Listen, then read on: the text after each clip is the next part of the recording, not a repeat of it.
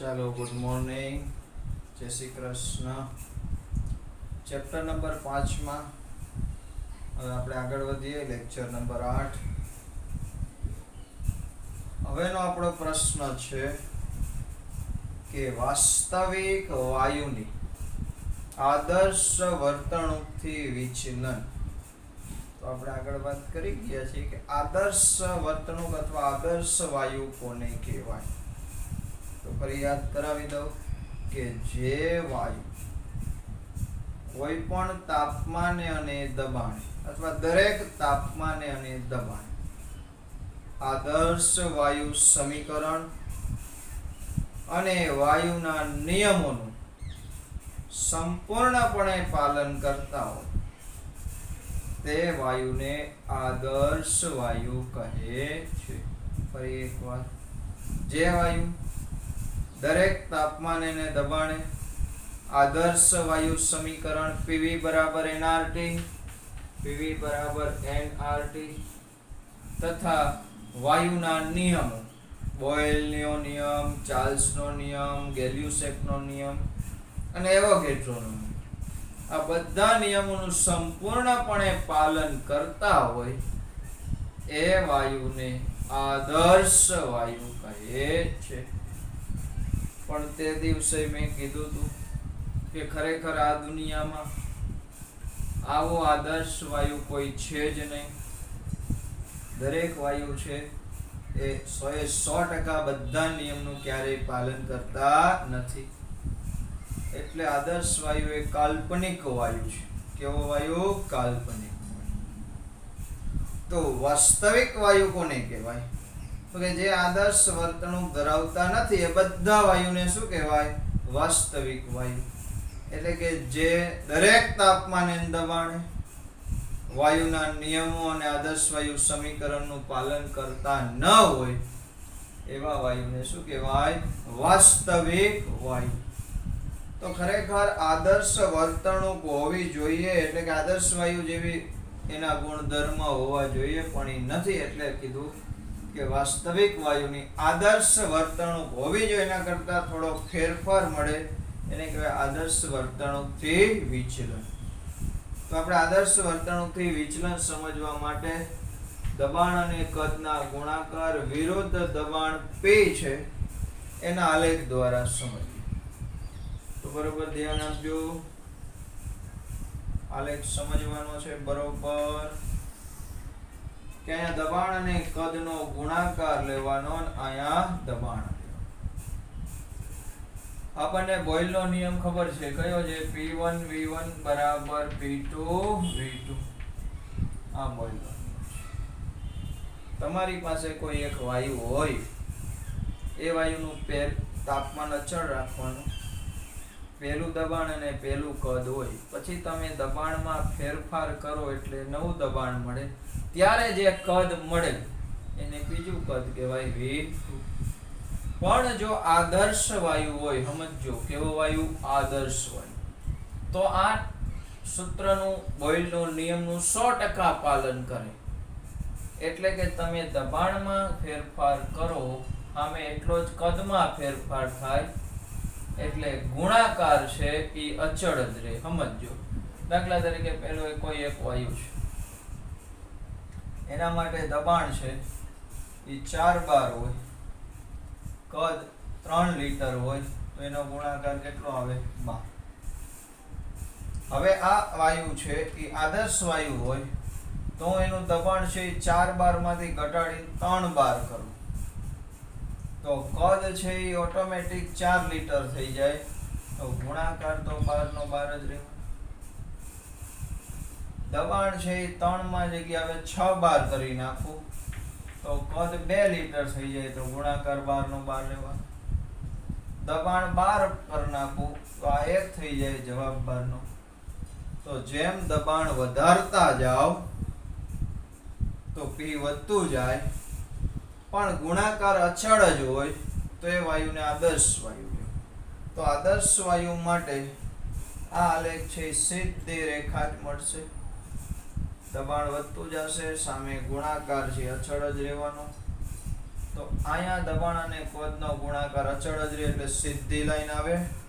આ સીધી રેખા કોના માટે છે? આદર્શ વાયુ માટે. એટલે કે આદર્શ વર્તણૂક હોય તો આ મુજબની સીધી રેખા જ મળે છે. પણ હવે સમજો બરોબર. હવે જુદા જુદા વાયુ લઈ લઈશું. હિલિયમ વાયુ માટે આલેખ મેળવો. તો હિલિયમ વાયુ માટે આમ ઉપર આલેખ. તો શું થયું આ હિલિયમ વાયુ માટે? હું હિલિયમ વાયુનું ચોક્કસ દબાણે અમુક કદ હતું. એટલે કે સમજો કે હિલિયમ વાયુ માટે દબાણ અને કદનો ગુણાકાર છે એ પહેલા ધારો કે 12 હતું. દબાણ છે 2 bar હતું ત્યારે કદ 6 લિટર હતું એટલે જવાબ કેટલો હતો? 12. હવે હું એનું દબાણ વધારું છું.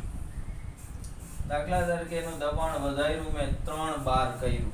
પહેલા કેટલા બાર હતું? 2. એમાંથી દબાણ વધારીને 3 bar. જો એ આદર્શ વર્તણૂક હોત તો કદ છે એ 4 થઈ જાત એટલે જવાબ 12 આવી જાત. પણ એનું કદ 4 ની જગ્યાએ 5 થઈ જાય.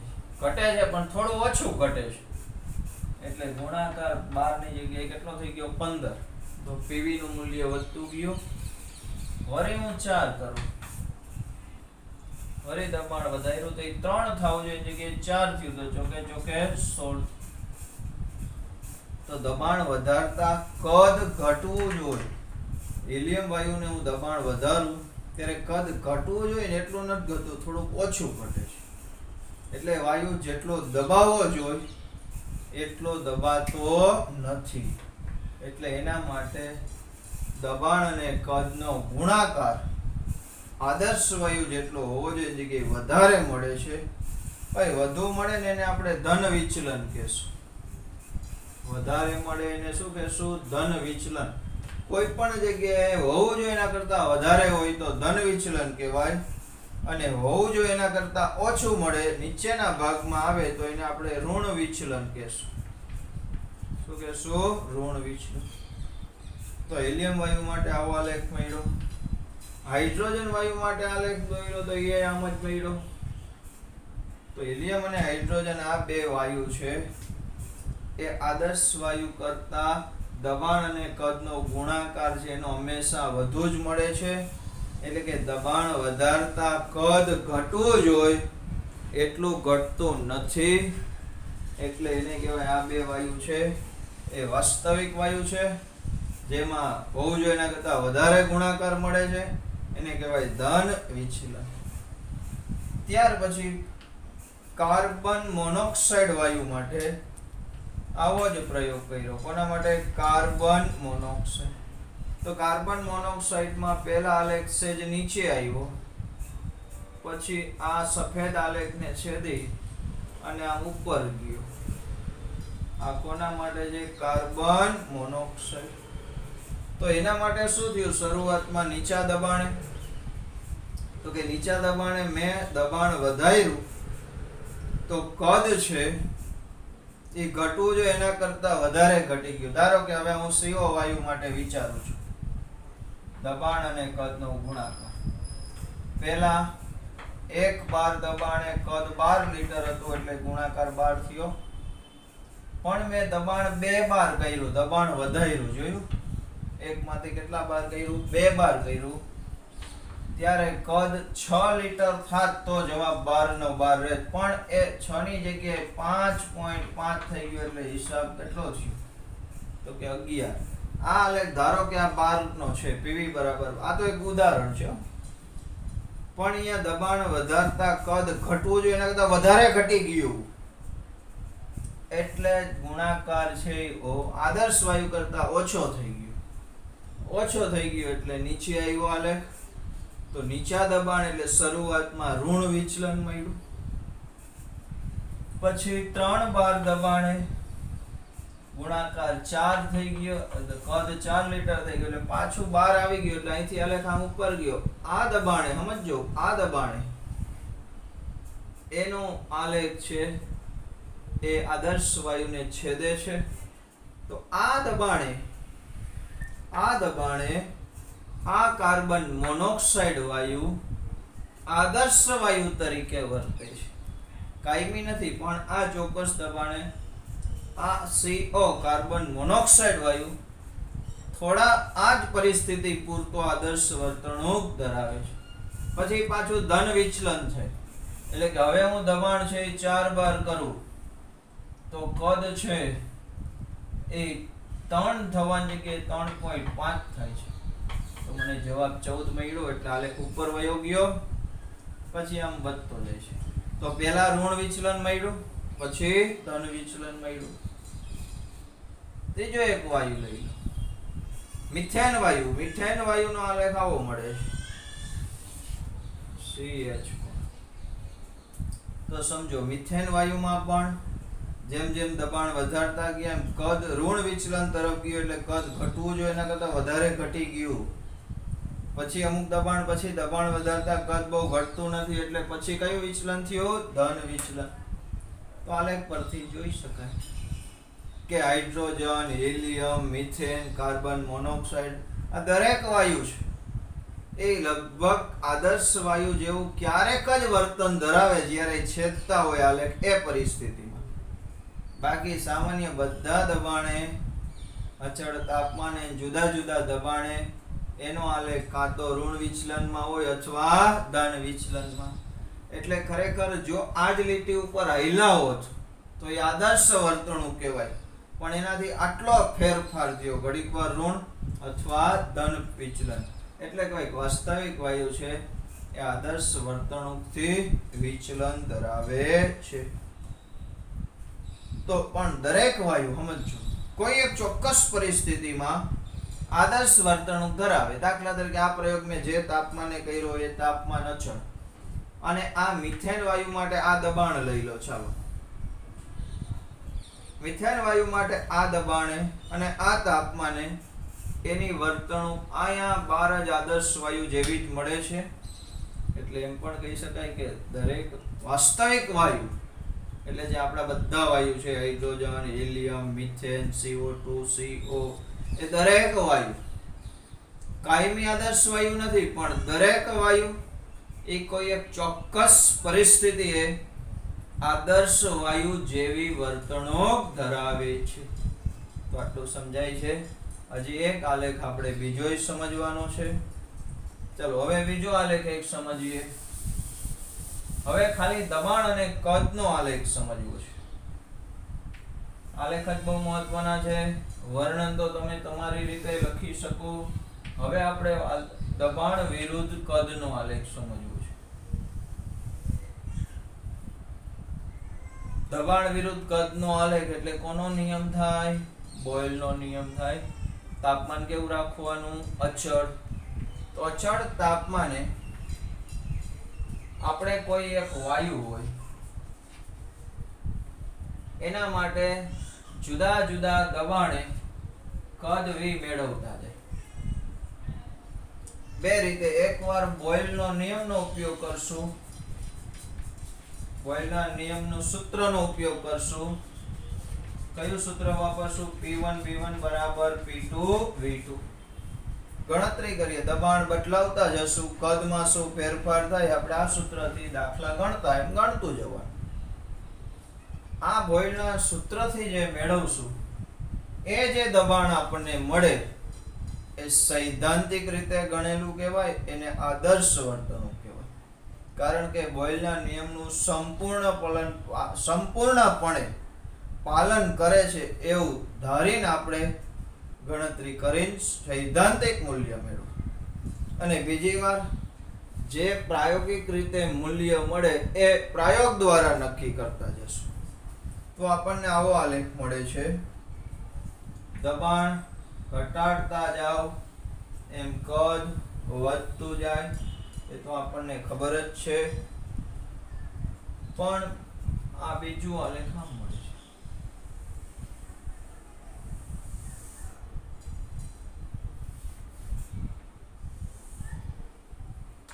તો આ બે આલેખમાં જે પહેલો આલેખ છે કેસરી કલરનો આલેખ એ આદર્શ વાયુનો આલેખ. કયો? આદર્શ વાયુ.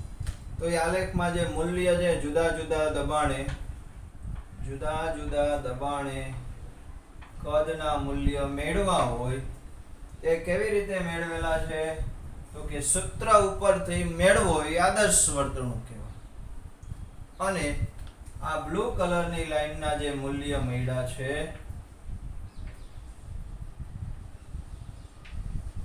ए वास्तविक वायु छे वास्तविक वायु ए वास्तविक वायु एटले ए मूल्य जे केवी रीते मेळवेला होय प्रायोगिक रीते तो दबाण कोई एक वायु माटे दबाण अने कद वच्चेना संबंधनो अभ्यास ए आलेख में रजू कर्यो छे आमा बोयलना नियमथी सैद्धांतिक रीते गणतरी करी अने जे मूल्य मळ्या ए आदर्श वायु कहेवाय आदर्श वर्तणूक कहेवाय अने ए ज मूल्य ए ज जुदा जुदा दबाणे खरेखर प्रयोग द्वारा जे कद नक्की कर्या एने केवा मूल्य कहेवाय वास्तविक मूल्य तो बेनो आलेख जोता समजाय छे के आया दबाण वधारे होय ऊपर जेम दबाण वधे नीचे आवो दबाण वधे ऊंचा दबाणे तमे आ बे आलेख विषय विचारो तो बेना कदमां आनु कद અહીંથી આમ જોઈ શકાય આનું કદ અહીંથી આમ લઈ શકાય तो आदर्श वायुનું કદ છે આ વાસ્તવિક વાયુનું કદ છે તો ઊંચા દબાણે સમજો ભાઈ ઊંચા દબાણે वायु छे ए आदर्श वर्तणूक करता वास्तविक वर्तणूक छे एमां मोटो डिफरन्स छे એટલે કે ઊંચા દબાણે કદમાં મોટો ફેરફાર છે એટલે કહેવાય કે ઊંચા દબાણે કોઈ પણ વાયુની આદર્શ વર્તણૂક કરતા વધુ વિચલન દર્શાવે છે એટલે કે કદ હોવું જોઈએ એના કરતા ઘણું વધારે છે એટલે ખરેખર હોવું જોઈએ એના કરતા વધારે છે એટલે કહેવાય વિચલન વધારે છે હવે હું નીચા દબાણે અભ્યાસ કરતો જાઉં એમ આ ગેપ ઘટતો જાય જોયું એટલે દબાણ નીચું આવતું જાય એમ બે આદર્શ વર્તણૂકથી વધુ નજીક આવતો જાય પણ જ્યારે આ બે છેદે આ દબાણ બે આલેખ છેદી ગયા ત્યારે બેયના દબાણે સરખા ને બેયના કદય સરખા થઈ ગયા તો ત્યારે આ વાયુ જે વાયુનો આપણે અભ્યાસ કર્યો હોય એ વાયુ આ દબાણે आदर्श वर्तणूक धरावे छे आ एनाथी वडी पाछा વધુ નીચા દબાણે પાછું વિચલન થઈ જાય છે એટલે કે પહેલા વધારે ડિફરન્સ હતો પછી ઘટતો ગયો બે આલેખ છેદી ગયા અહીંયા ડિફરન્સ 0 એટલે કે ખરેખર જે વાયુનો તમે અભ્યાસ કરતા હોય એ વાયુ આ દબાણે આદર્શ વર્તણૂક ધરાવે છે ત્યારબાદ ફરી શું દર્શાવે છે વિચલન તો આમ आने कहेवाय आपड़ा वास्तविक वायुओ छे ए आदर्श वर्तणूकथी विचलन धरावे छे बराबर तो आलेख खास समजवाना छे आटलू राखो पछी आगळ विचारीए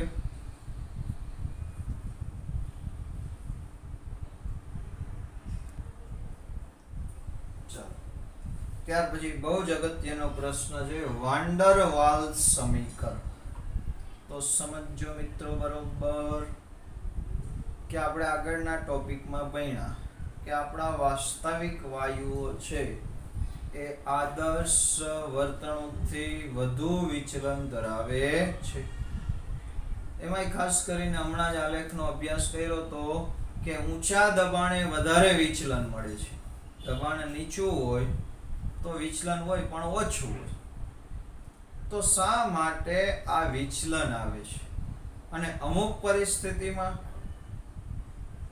आपणो वास्तविक वायु आदर्श वायु बने छे खरो तो आनुं कारण शुं तो ए समजवा माटे आपणे अणुगतिवादनी बे अभिधारणा पाછી विचारवी पड़शे अणुगतिवादनी अभिधारणाओ हती ए बे अभिधारणानो आपणे पाछो विचार करवो पड़शे पहली अभिधारणा एक एवी छे के वायुना अणुए रोकेलू कद अथवा पहली अभिधारणा एवी के वायुना अणुओ वच्चे आकर्षण बळ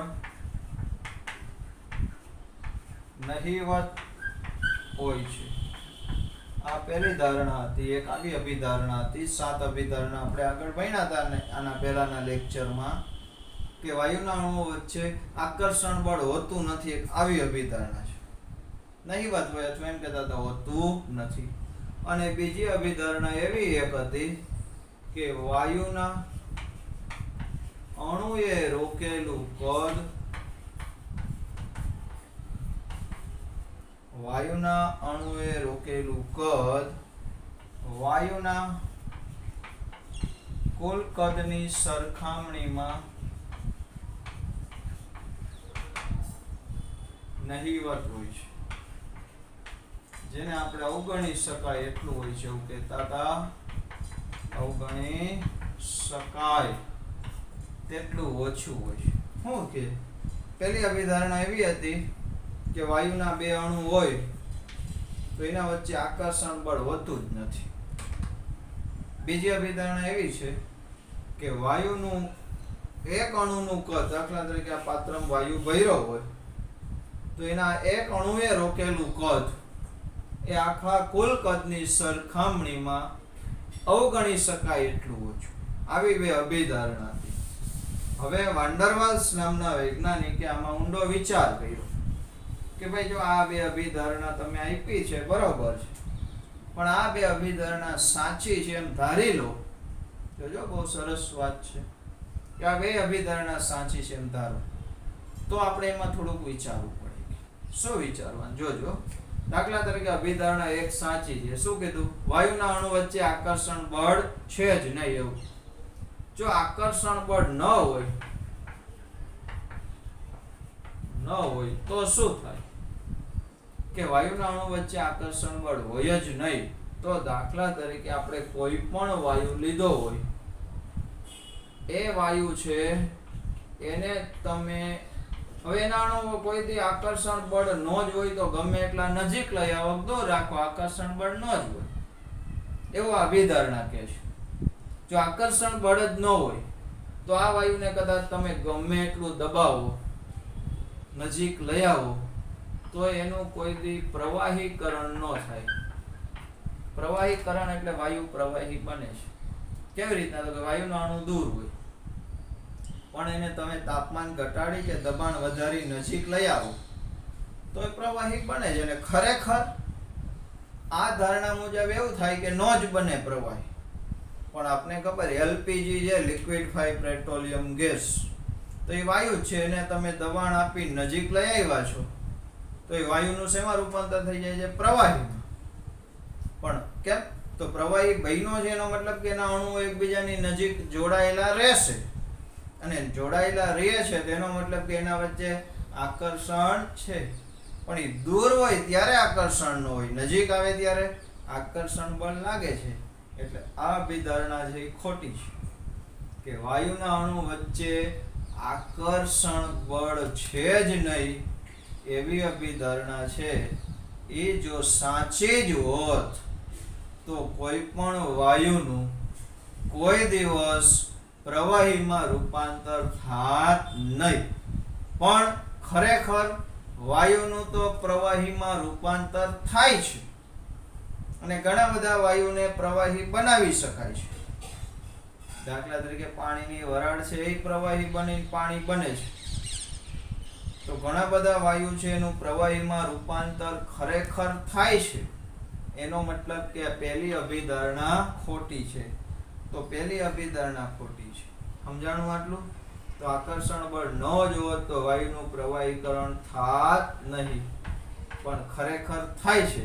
એટલે પહેલી અભિધારણા ખોટી છે. તો પહેલી અભિધારણા ખોટી છે. તો હવે આપણે માટે પ્રથમ અભિધારણા ખોટી છે. તો હવે એની સાચી અભિધારણા શું થાય? તો કે વાયુના અણુ વચ્ચે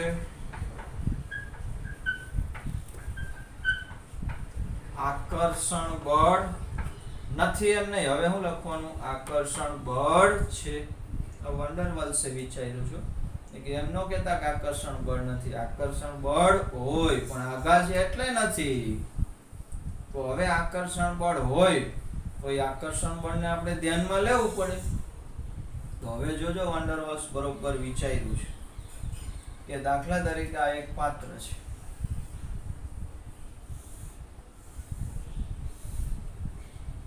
આ પાત્રની અંદર આપણે વાયુ ભર્યો, શું ભર્યો હોય? વાયુ. આ પાત્રમાં વાયુ ભર્યો હોય, જો વાયુના અણુ થોડાક મોટા રાખો, જો આવડા ડખોરા જેવડા હોય ને, આ તો તમને સમજવા માટે.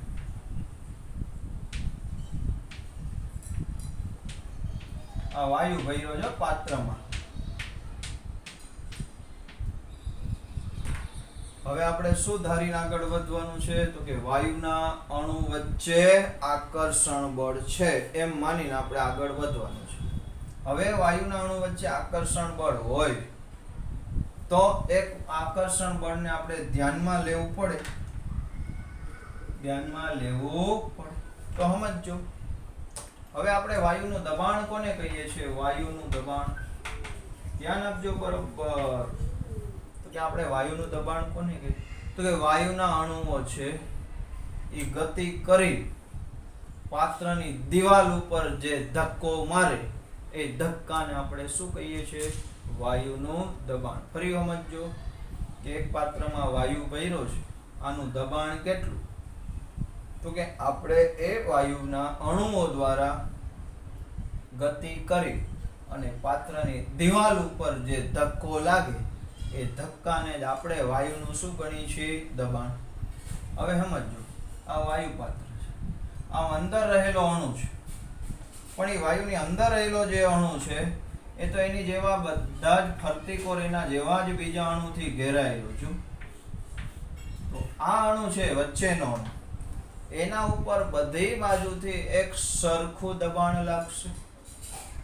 તો અહીંયા સંતુલિત બળ છે, એનાથી આ વાયુને કોઈ ફેર પડવાનો નથી. પણ મહત્વની વાત એ છે કે આ અણુ કે જે દિવાલ હારે ભટકાવાની તૈયારીમાં છે, ક્યાં જાય છે? આ દિવાલ હારે ભટકાવા આવે છે. એ ભટકાવાની તૈયારીમાં છે, એ જેટલા ધક્કાથી દિવાલ હારે ભટકાય એને આપણે વાયુનું શું ગણીએ છીએ? દબાણ. પણ એ ભટકાવા આવતો હોય ત્યારે અંદરના વાયુના અણુઓ છે એ એને ખેંચશે. કઈ બાજુ ખેંચવાના? તો કે અંદર તરફ ખેંચવાના. જો આકર્ષણ બળ ન હોત તો આ અણુ છે એ વધારે જોરથી ભટકાત. પણ વાયુના અણુ વચ્ચે આકર્ષણ બળ છે એટલે આ જ્યારે ભટકાવાની તૈયારીમાં હોય એને આ અણુ અને દિવાલ વચ્ચે કોઈ અણુ નથી, પણ અંદરની બાજુ તો હોય એટલે આ અણુ જે ભટકાવાનો છે એની અંદરની તરફના વાયુના અણુઓ આ ભટકાવાની તૈયારીમાં છે એ અણુને અંદરની તરફ ખેંચી રાખશે. ભલે હાવ ભટકાવા દે નહીં, એટલું બધું નહીં ખેંચે, પણ ભટકાવા જતો એને સહેજ ખેંચે એટલે શું થાય કે આ અણુ જેટલા જોરથી ભટકાવાનો હતો, જેટલી સ્પીડથી ભટકાવાનો હતો એમાં થોડો ઘટાડો થશે. તો આપણે ખરેખર જે વાયુનું દબાણ માપીએ છીએ એ દબાણ સાચું દબાણ કરતા થોડુંક ઓછું મળે છે, એમાં આપણે કાંઈક ઉમેરી દેવું પડે. આવું વંડરવોલ્સે વિચાર્યું કે વાયુના અણુ વચ્ચેનું આકર્ષણ બળ જેટલું હોય એટલું ખરેખર આની સ્પીડ ઘટી ગઈ હોય એટલે એના દ્વારા લાગતો ધક્કો ખરેખર હોવો જોઈએ એના કરતા ઓછો મળ્યો. તો એણે એમ કીધું વંડરવોલ્સે કે આપણે જે પ્રાયોગિક રીતે માપેલું દબાણ હોય એમાં આકર્ષણ બળ જેટલું ઉમેરવું પડે તો આપણને ખરેખર આદર્શ દબાણ મળે.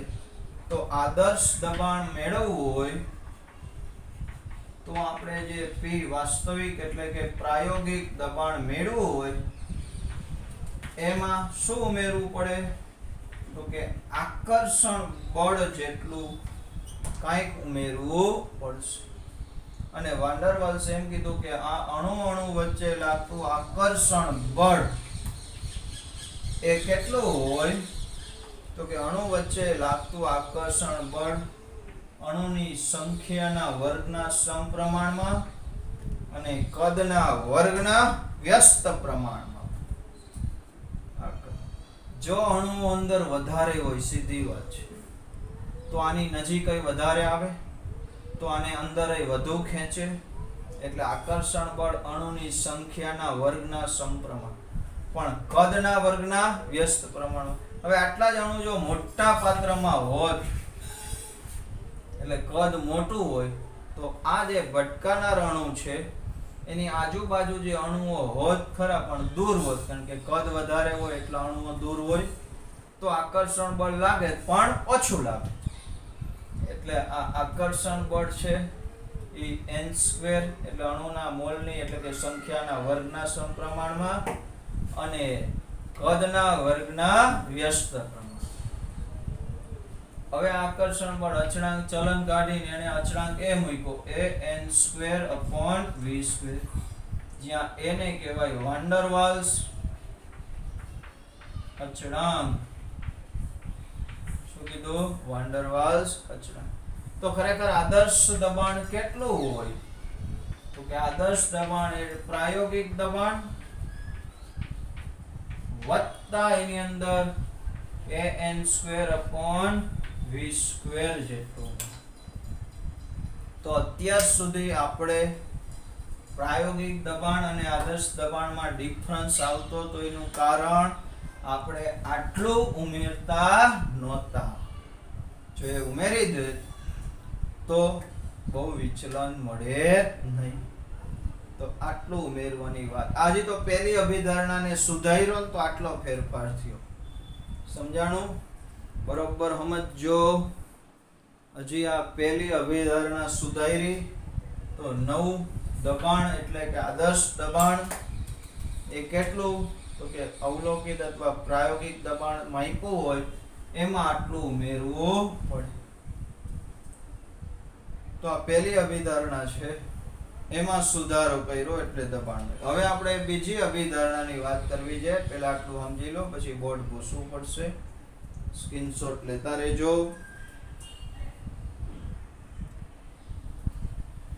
ચાલો હવે બીજી અભિધારણા વિશે ડિટેલમાં વિચારી. કે આ અભિધારણા એમ કહે છે કે વાયુના એક અણુએ રોકેલું કદ એ વાયુના કુલ કદની સરખામણીમાં અવગણ્ય કાંઈ એટલું નાનું હોય. જો આ અભિધારણા સાચી હોત તો દબાણ અને કદનો જે આપણે આલેખ દોરેલો આના આગળના ટોપિકમાં, એ આલેખમાં જે આપણને આમ કરીને આમ બે અલગ અલગ આમ ડિફરન્સ મળેલા, એ ડિફરન્સ મળે નહીં. એટલે આ અભિધારણા છે એ પણ ખોટી છે.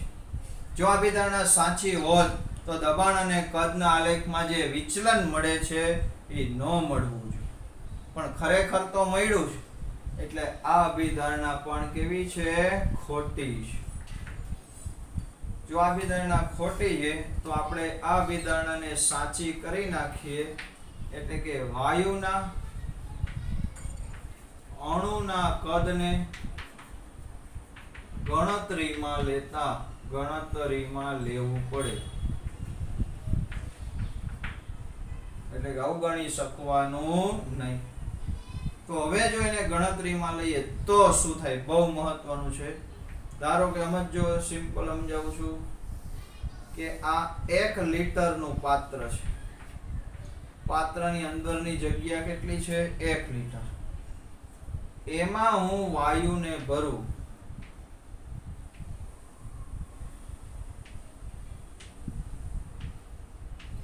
તો આપણે 1 લીટરના પાત્રમાં વાયુ ભરીએ છીએ ને, તો આપણે વાયુનું કદ કેટલું લઈ લઈએ છીએ?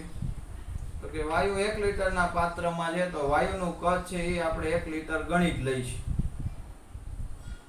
પણ ખરેખર સમજો, વાયુનું કદ કોને કહેવાય? તો કે વાયુનું કદ એટલે જેટલા વિસ્તારમાં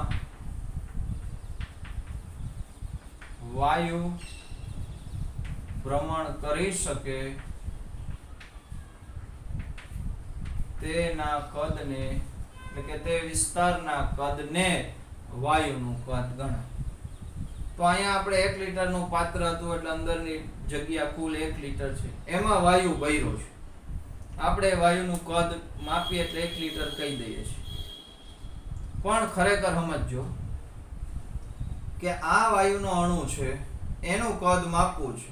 આ અણુનું તો એ અણુ છે 1 લીટરમાં બધે ફરે ખરો, પણ બીજા હોય અહીંયા ફરી શકે?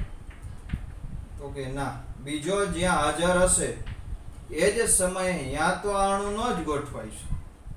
સિમ્પલ વસ્તુ લઉં કે આપણો આ ક્લાસરૂમ છે, સમજજો. ક્લાસરૂમમાં બધા વિદ્યાર્થી, આખો ક્લાસરૂમ ખાલી છે અને એમાં હું ખાલી એક સ્ટુડન્ટને જ મૂકું છું, એક વ્યક્તિને. એ વ્યક્તિ સ્પાઈડરમેન છે, સમજજો. તો એ આ ક્લાસરૂમમાં કેટલા વિસ્તારમાં ફરી શકે? તો કે આખા ક્લાસરૂમમાં એકલો જ છે, જ્યાં મજા આવે ત્યાં જઈ શકે. અત્યારે આ એકલો સ્ટુડન્ટ છે એટલે એના માટે આ એનું કદ કેટલું? તો કે આખા ક્લાસરૂમ જેવું. પણ હવે હું આ જ ક્લાસરૂમમાં બીજા 5 સ્ટુડન્ટને જવા દઉં એટલે હવે અંદર કુલ 6 સ્ટુડન્ટ થઈ ગયા. તો હવે આ સ્ટુડન્ટ માટે પ્રાપ્ય કદ કેટલું? તો કે આખા ક્લાસમાં ફરી શકે, પણ એક જ સમયે આ વિદ્યાર્થી જ્યાં હોય એટલી જગ્યા તો આણે રોકી લીધી છે. અમુક જગ્યા આણે રોકી હોય, અમુક જગ્યા આણે રોકી હોય, અમુક જગ્યા આણે રોકી હોય, અમુક આણે રોકી. તો આના માટે પ્રાપ્ય કદ કેટલું? તો કે એનું આખા ક્લાસરૂમના કદમાંથી આ વિદ્યાર્થીઓએ રોકેલું કદ છે એ બાદ કરવું પડે. તો એમ આમાં પણ આ વાયુ માટે કદ કેટલું? તો કે આ કુલ કદ હોય એમાંથી અણુએ રોકેલું કદ છે એ બાદ કરવું પડે. અત્યાર લગી આપણે સીધું કુલ કદ એટલે પાત્રનું કદ જ લઈ લેતા હતા. તો ખરેખર વાયુનું કદ, વાયુનું આદર્શ કદ આપણે મેળવવું હોય, કેવું કદ? આદર્શ કદ. તો એ કેટલું હોય? તો કે વાયુનું આદર્શ કદ એટલે પાત્રનું કદ માંથી અણુનું કદ, અણુઓ દ્વારા રોકાયેલ કદ બાદ કરવું પડે. તો દાખલા તરીકે પાત્રનું કદ હોય 20 લીટર, એમાંથી અણુએ રોકેલું કદ એ અણુની સંખ્યાના સમપ્રમાણમાં હોય. જેટલી સંખ્યા, હવે અહીંયા મેં 5 સ્ટુડન્ટ મોકલા, તેની જગ્યાએ હું 10 સ્ટુડન્ટ બીજા મોકલું તો અણુએ રોકેલું કદ વધારે થઈ જાય.